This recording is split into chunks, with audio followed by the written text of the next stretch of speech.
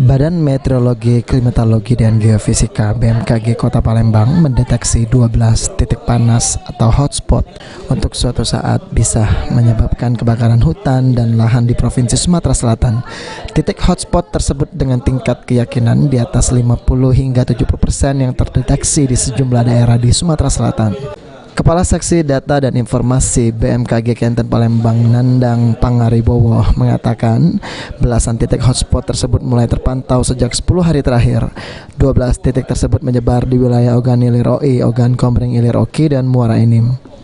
Ia juga menambahkan titik hotspot tersebut dapat dipantau oleh BMKG melalui satelit BMKG, dan bagi masyarakat yang ingin mengetahui titik hotspot tersebut dapat dilihat melalui website BMKG.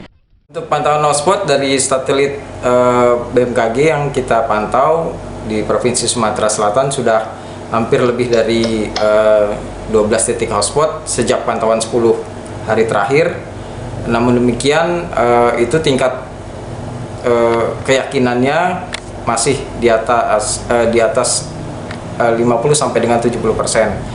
Untuk wilayahnya detailnya secara detail itu kita tidak kebanyakan di mana? Ya, terpantau. Secara umum wilayahnya yang terpantau banyak itu terdapat di wilayah OI dan Oki, dan lalu sebagian Muara Enim. Heru Wahyudi, PAL TV.